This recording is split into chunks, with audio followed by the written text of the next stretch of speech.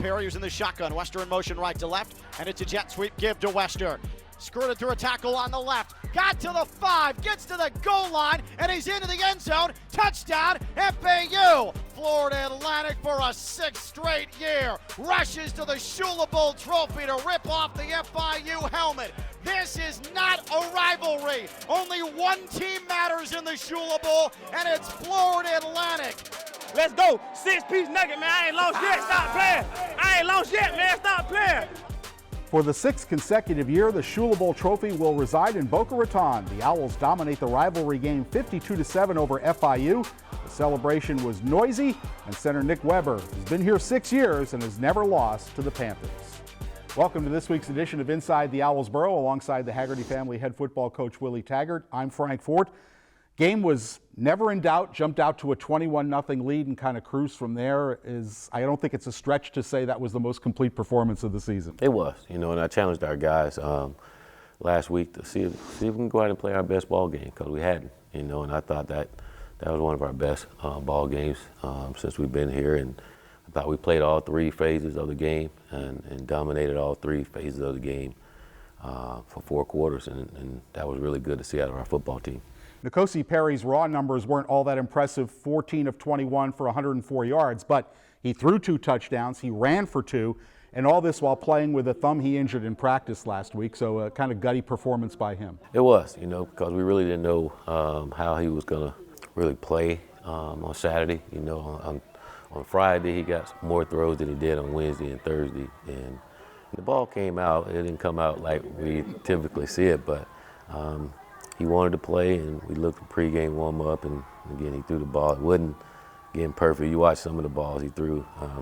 I will say this, when he hurt his hand and he started back throwing the football, he was a little more accurate throwing the football, and it was pretty cool to watch him do that. But it was, because his hands were swollen and he had a pad on it, and for him to go out and perform that way, and it was good for us. We were able to get him out of the game late in the 3rd quarter, and a young fella named Willie Taggart Jr. came in there, and in the 4th quarter scored his first college touchdown. In that moment, did you allow yourself to be less of a head coach and more of a dad? I don't know what I was at the time. I was excited. I wanted to run out there to the end zone as if I was playing with him and celebrate with him, and but I was happy for him. I know he had a good week of practice for the day. N'Kosi wasn't in there, so I knew he was prepared to go in there, and he did a good job. I think you were smiling big time. Oh, I was. Well, the Wester brothers had a huge impact on the game. First play of the game, Jalen Wester gets an interception, sets you up at the 4-yard line, and you score. And then LeJontay caught just 2 passes for 9 yards, but he had 3 carries for 67 yards and a touchdown, and a 31-yard punt return to set up another score. So he was effective in areas other than the passing game. Oh, he was. LeJontay, he's a heck of a football player, and for him to get that reverse and get down the field, and I told him he's really close on one of those punt returns. Really close to taking one of those to the crib, and but it was good to see that he was able to help our football team in different ways, and that's the kind of athlete that he is. That he can do a lot of different things for us, and he was very effective running the football, which was pretty cool to see, and we know what he can do catching the football, but very excited for both of the Wester brothers. They both put on the show for us. Well, defense gave up less than 300 yards, probably a little bit too much on the ground for Todd Orlando's liking, but you get 4 takeaways, and for the 3rd time in the last 4 games, you hold a team under 17 points. So is that unit improving in your eyes as the season's gone on? I think if you go back and you watch our football team since Evan Anderson been back, and we've been more complete as a football team. We've been getting better and playing and consistently getting better in all phases. And I thought in this ball game, going into this game, we knew FIU threw the ball a lot, and so we wanted to really take away the pass game, and the one thing that we were more disappointed about was the missed tackles in the game. We felt like because of the missed tackle, we gave up a lot of rushing yards. We were in good position, and we didn't do a good job. So I know Coach Orlando will be doing a lot of tackling this week and tackling drills this week in practice. Safety Armani Eli Adams, we don't talk about him a lot. He had 3 pass breakups, one which led to the Smoke Mungeon interception, and then a heads-up play on a fake punt on 4th down where he drills the punter and forces a fumble, and you take over on downs there. So he's kind of quietly had a solid season. Oh, I mean, I'm so proud of Amani. Just watching him grow up and watching him develop and get better has been really cool to see. And the thing that I was more excited about, more than anything, I mean, one, he made some big-time plays, but Amani showed some emotion after that play, and I'm like, wow, where did this come from? You know, and it was pretty cool to see, and he had a heck of a game. You get to use a lot of guys in the game. For example, walk-ons like Jake Holiday and DeAndre Carper at defensive tackle, and Holiday winds up forcing a fumble, but it's great to get those guys who work hard in practice some playing time. The reason those guys were traveling is because they did a good job in practice, giving our guys a good look, and they were like the MVP of our young guy scrimmage, and so to get them in the game and for them to perform like they did in the scrimmage was pretty cool to see. Well, it continues next week on the road. You get your first road victory. Now the trick is do it when you're getting on a plane and going out of town. At Middle Tennessee, 3:30 kickoff Eastern time. The Blue Raiders also 5-5 after beating Charlotte last Saturday. Rick Stockstill's been the head coach there for 17 years. It's no mystery how they want to play. No doubt, you know, and again, we played them last year, and they stopped us from going to a bowl game last year, so we understand the caliber team we're going up against, and we know the challenge that we have ahead of us, but we also know if we go out and play like we're supposed to play, we'll be fine, you know, so we got to go out and execute those keys to victory and play with some passion and some excitement, and we'll be fine. They are at the top of the league in takeaways, and also the temperatures are going to be somewhere in the 40s at kickoff, possibly dropping to the upper 20s. So there's a couple of big issues there you're going to have to overcome. They issues if you make them issues, you know. Again, we know the keys to victory, and those keys to victory don't say anything about weather or anything like that, you know. So we just focus on those keys to victory. We both got to play in that weather, and just got to go play and play good football. A final word about keeping that Shula Bowl trophy. How important is that to the overall state of the program? It's huge. Like I said last week, you know, I found out at my press conference, you know, how important that game was, and you know, and our guys, especially our young guys, it was good to see that they understood how important it was, especially the way that we practiced last week, you know, and so those guys understand it. It was pretty funny in the team meeting. A lot of guys joke with Nick Weber, said they need to change the name to the Weber Bowl, you know. So he had played in 6 times. So, but it was great. And again, it was really nice to see our guys go out and perform the way they did. Congratulations on the big win. We'll talk to you next week. Thank you very much, and go Owls. Coming up next, get to know linebacker Marlon Krakue in this week's edition of Pads Off. That's straight ahead on Inside the Owls Burrow.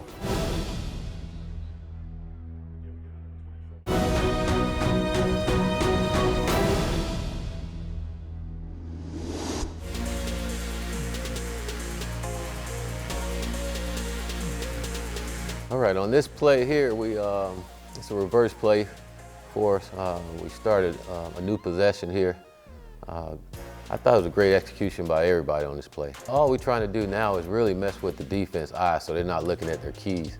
You know, so as you see here with the motion, you see the linebackers moving over, and then he come back, and usually when you do that and he come back, you have guys coming and running that way, running away from where we're going with the reverse.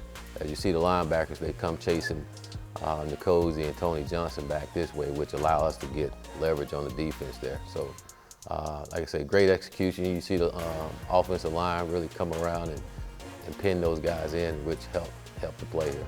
You know, but the blocking out here, Larry and Brendan was big time, and then Jamal did a great job blocking his guy as well. In an effort to let you get to know your favorite Owl players just a little bit better, each week we sit down with one of them and get to know their favorite things and maybe not so favorite things away from the field. This week we talk with linebacker Marlon Krakue.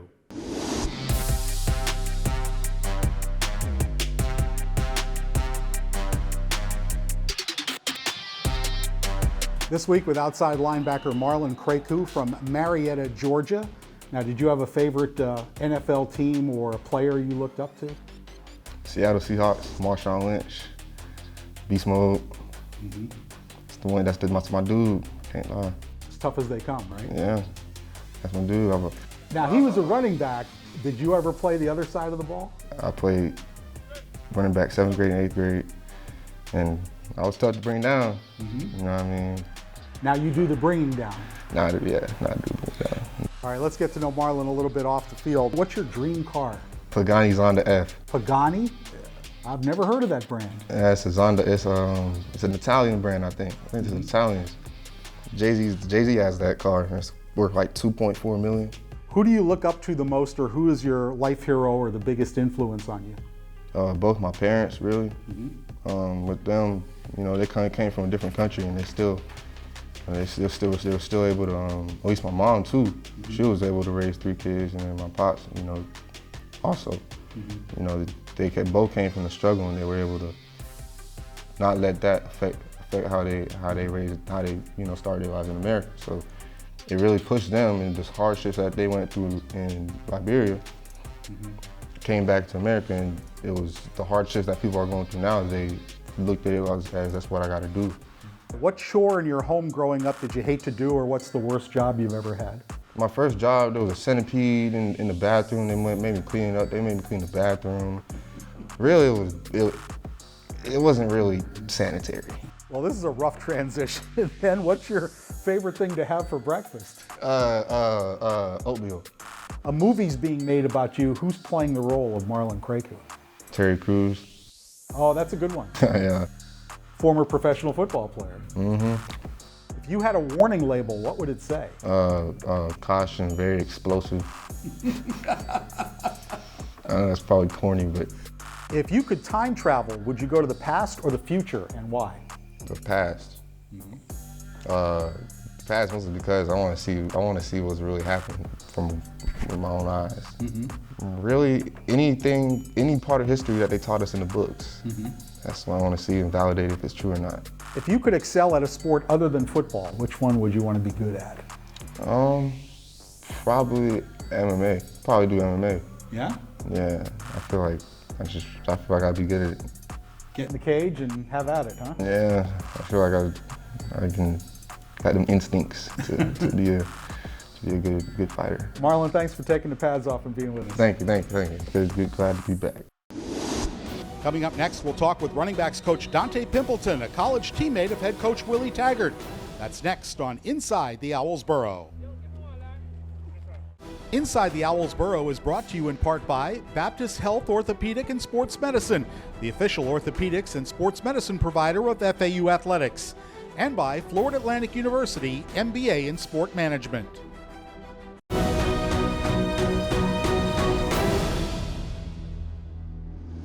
Glad you're with us this week on Inside the Owls Burrow. I'm Frank Fort.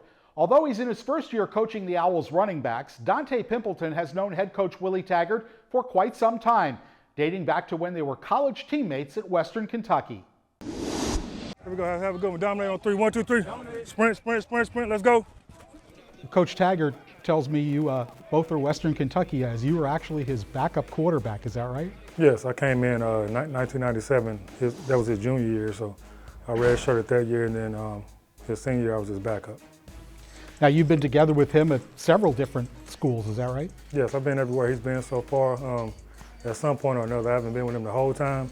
Been a couple other places, but yes, I've been at every school he's been at so far.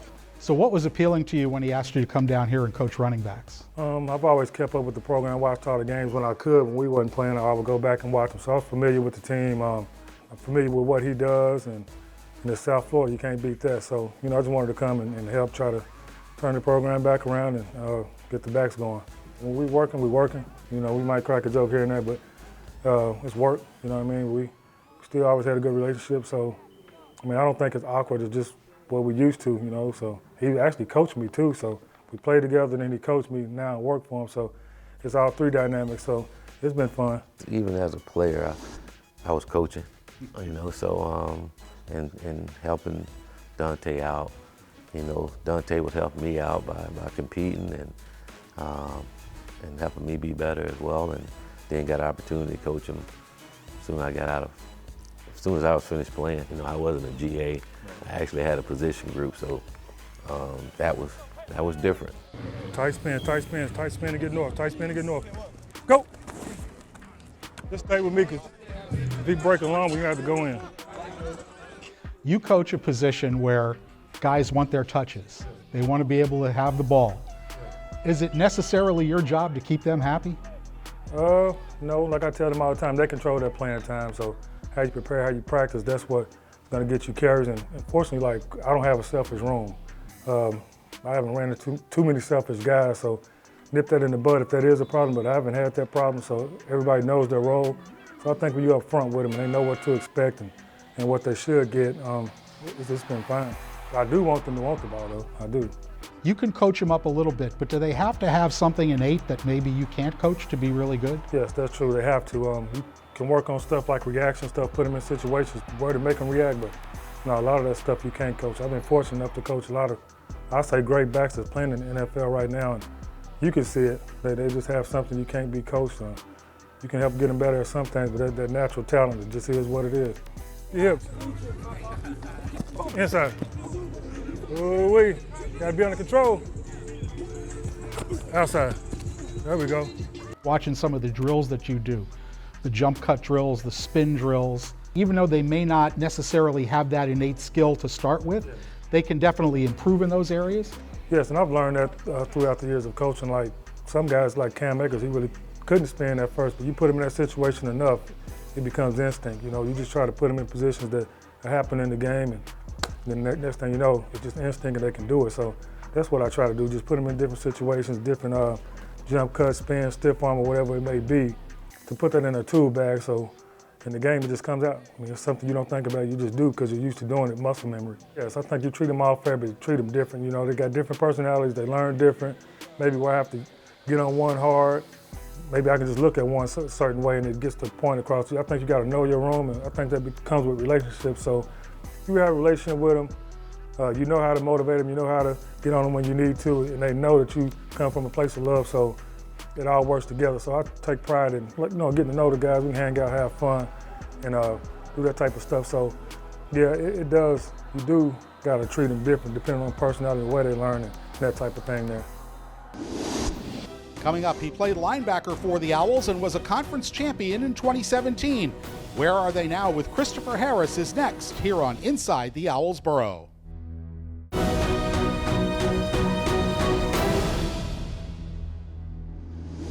Thanks for being with us this week on Inside the Owls Burrow. I'm Frank Fort.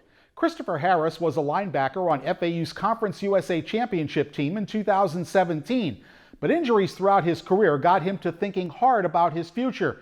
Now, just a few short years later, he's made a huge impact in his hometown of Tallahassee. I feel like life's taken me a lot of places. To start with, just focusing on all the principles that I've learned from being a student athlete, of working hard, being dedicated, being focused on having a team mentality has taken me very far. As soon as I got out of school, went to go work with corporate America, learned that maybe that wasn't for me, and I started my own business. The name of my business is HK Essentials Incorporated. It's a real estate development company and consulting company, and we focus on essentially anything that has anything to do with construction or anything to do with helping other people, especially minorities, help them start a business and to make sure that their business continues to ascend as they, on their business journey. And you've also got some nonprofits that you work on? Yes, sir. So I have two nonprofits that I'm a part of. I'm a co-founder of both of them. First one is Grow. It's called Gaining Resources for Outreach. One of the initiatives we just finished was putting a little library on one of the disadvantaged communities inside of the south side of Tallahassee. The second one is called Oyster Boys Conservation, and that focuses on continuously educating people on the importance of filtering and protecting Florida when it comes to our waters. You're also involved in trying to build housing that's more hurricane-proof. My passion is affordable housing, but just recently I've just been focusing on the need of continuously providing hurricane-resistant homes. So me and my business partner, John Linder, we have homes that are resistant up to 180 miles per hour winds, and we want to continue to help people inside the Fort Myers, inside the Naples area, even the Tampa area that's been affected by those hurricanes. Honestly, I would say I did picture myself here. I think that when you're a part of a championship team, when you're part of being a champion, you're championing your internal life as well. and I made sure that I pushed myself outside of football in the classroom. And right now I just had a book that came out helping people learn how to invest in Airbnbs and short-term rentals. That's something that I focused on first to create that residual income so I can focus on my passion with real estate development. But my next book is going to be helping guys work on the transition. I call it the ascension, kind of just being that connection to my company, the ascension to the next phase of their life as far as student athletes. Really start speaking to kids and giving them the understanding that you're more than sports and the world is your oyster. And some of the adversity you faced as a player in terms of injuries, and I also understand you suffered your first concussion because you were hit by a car on campus. How did that shape you? It got me focused. It got me real focused real quick and understanding that football is not everything. Since that moment, especially getting hit by that car, I started going to the library real quick and understanding the value of my brain. Best football moment for you here at FAU? Best football moment is when I got to hit the running back for North Texas.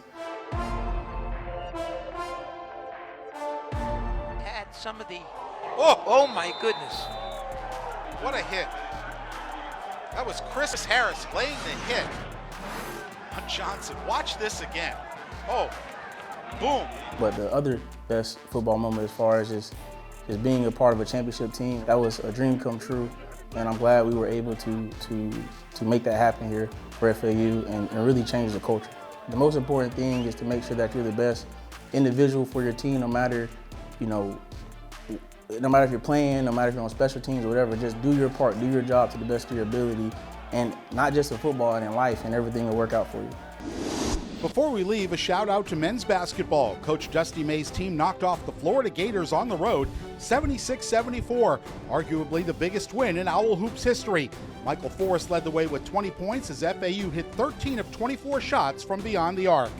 I'm Frank Fort. We'll see you next week on Inside the Owls Burrow. This has been an exclusive presentation from Learfield.